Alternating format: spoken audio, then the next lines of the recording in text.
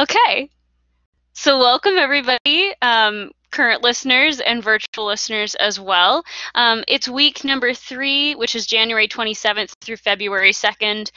Just a quick reminder before we get started to go ahead and make sure that you have your audio and video settings set up properly and that you have the BB all panel set up, just because it doesn't remember your settings. So if you haven't had a chance to do that, go ahead and do that now. And if you are all ready, we will go ahead and start. So, all right. Whoop, go back. Okay. So, like I said, this is week 3. Welcome. And today we're really going to focus on collaboration and social technology or social media. Quick reminder, also before we get started, just go ahead and take the time to remove distractions, close your door, put your phone on silent. If you have a pet, if you can put them somewhere they're not going to be jumping all over the place, that would be great. Just so that you can focus in and go ahead and take a deep breath just to reset, and we'll get started. Oh, one more thing. We also have a quality check. If you could go ahead and raise your hand for me if you can see the little red dot and the camcorder in the upper left-hand corner. If you can see everything and if you can hear me. And it looks like everybody's good. So thank you. Fantastic. All right. So our book for this class is Thinking Collaboratively by Randy Garrison. And for this week, we were supposed to read chapter 3 and chapter 4, so just a reminder about that. That's really where most of this information will be coming from. So for reference, that's really where I will direct you. All right. So the learning objectives I have for you folks for this session is to, 1, define and explain what ideological cocooning is and its relationship to confirmation bias. Number 2, explain the relationship between social media and meaningful collaboration. And 3, explain the difference between strong ties and weak ties and be able to give examples of each. All right, so I'm just going to start off with a big question, but I'm going to preface that by saying that social media has really gained omnipresence in our lives, and that means that we're communicating more quickly and perhaps more frequently than we ever have before. And we also have more access to people from different backgrounds and people who are just different from ourselves. But access doesn't necessarily mean that we take advantage of those opportunities, nor does it mean that we would really communicate in effective ways, even if we did. So something I'd just like for you to keep in mind over the course of this session is this big question. Can social media be an effective tool for learning and for meaningful collaboration? You don't need to write that down. It's just something to keep in the back of your mind. Okay, so to get started, I just kind of want to know, how do you guys use social media? So what I would like for you to do is, please, when I open this poll, it's going to be 1, 2, 3, 4, and 5, and go ahead and choose the answer that is the most correct for you. Do you use it for keeping up with friends and family? Do you use it for news updates or hear about events? Do you use it to debate or discuss the issues?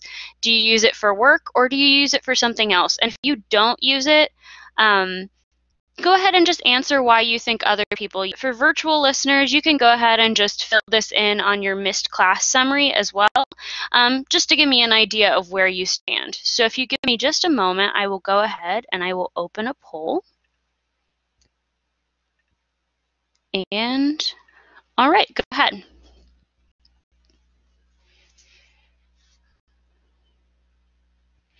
Okay, so it looks like the folks we have in the class right now, it looks like most of you guys keep in touch with people, and you do occasionally or check it out for news and events.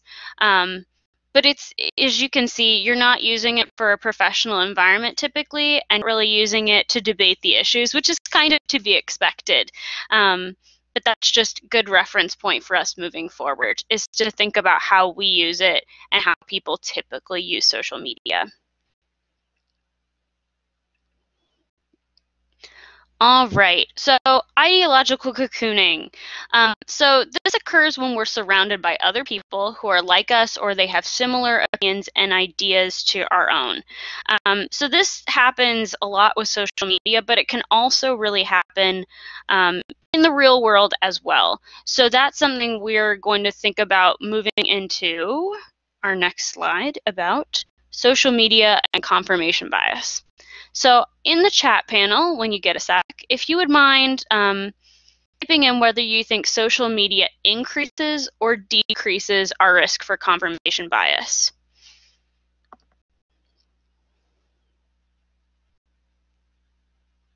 And virtual listeners, you can go ahead and put that in your missed class summary as well. Okay, so it looks like our three folks right here think that it increases our risk for confirmation bias, and you're all correct. So confirmation bias, ideological cocooning that occurs on social media significantly increases our risk for confirmation bias. On social media, we're mostly surrounded by our friends, other people who share our views and our interests, and as a result, we have a whole slew of people who are posting opinions and articles that reinforce our pre-existing beliefs and our perceptions, and then we tend to roll our eyes kind of at those who post things that are dissenting views or criticisms of what we think. Also, it's important to know that for social media, when you have social media categories where you're kind of following an idea or an interest rather than a person or a specific friend of yours, it's really unlikely for us to follow people or pages with whom we disagree, right? So instead, we're seeking out what we're attracted to and what we can most closely identify with. Okay, so communication and technology. So social media facilitates social interactions. They're really characterized by their informal and non-committal communication styles. So in order to promote meaningful communication, conversation requires trust and a common purpose. And while it's true that we can communicate more frequently through social media, it's important to take a hard look at what kind of communication those platforms are facilitating. So the deficiencies of social media communication can span beyond just confirmation bias. Quantity is not more valuable than quality, especially when it comes to communication. So different forms of communication occur as a result of relationships built between the conversing individuals, and as a result, also, I'm sorry, let me try that again.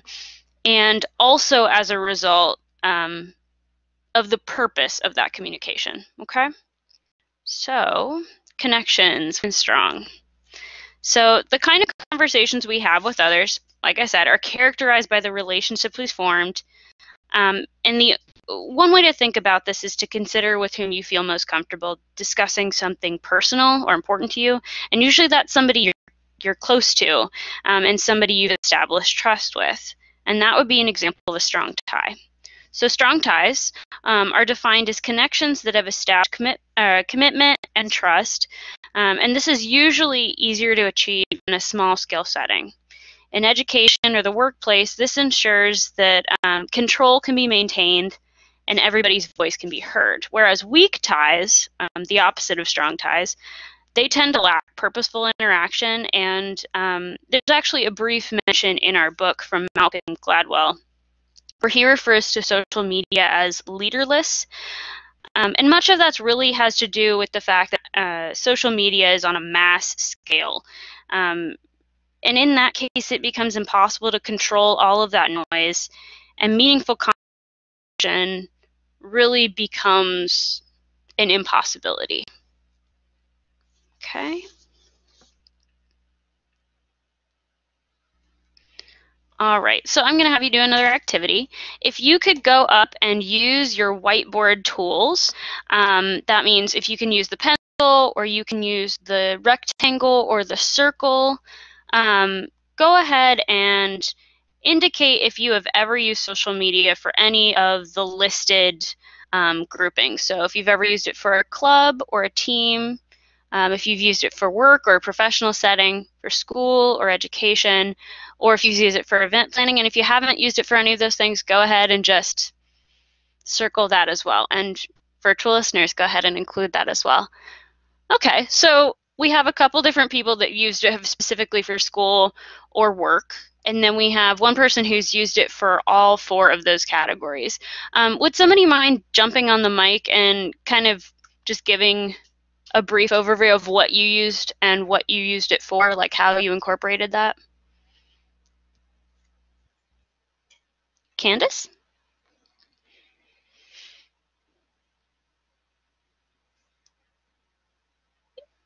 We can't hear you. Is your mic on?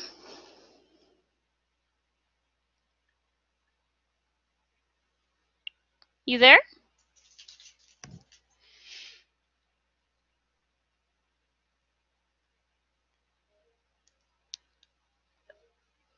All right, Annika, go ahead and give it a shot.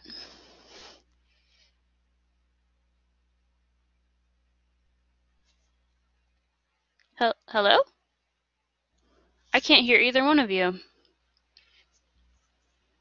Can any of you hear each other?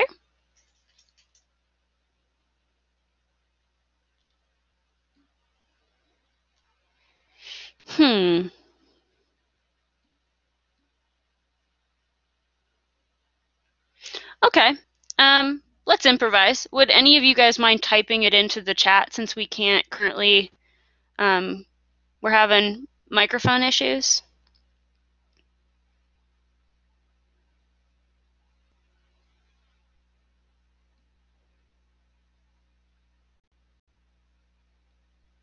Okay, so Candace, you use it for your job. And Annika also uses it for her job, social media. Oh, and particularly in the education department. And Melinda uses it to stay connected with people in your class. And that's kind of been my experience as well, Melinda.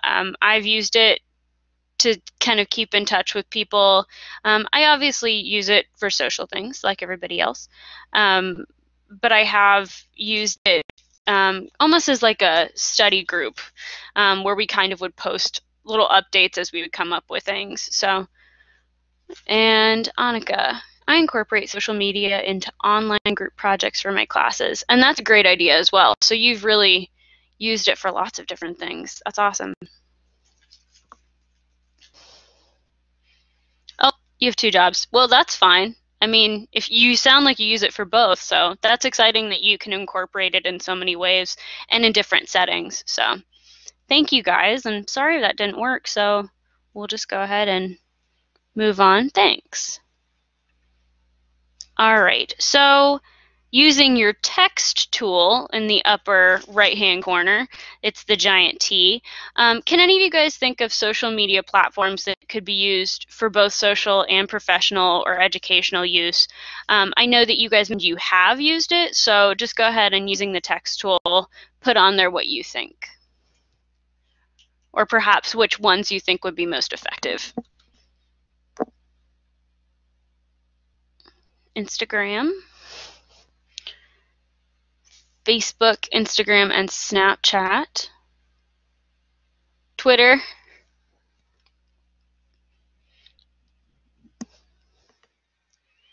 let me go ahead and type that on there for you. Facebook, Instagram, Snapchat. Great. Oh, there we go. Great. Thanks, guys. Okay. So, all right. So social media features a multitude of elements like wide accessibility and convenience and familiarity that really make it a desirable resource that could potentially be welcome in a collaborative environment. And I think the fact that you guys have been saying that you've used it for work and you've used it for education, it has the potential, but it may not always be our first choice, I think, is also something to note. So, oops, let me go back for a sec. Okay, so I would like you guys to go ahead, and you can't hear me any longer either. Shoot.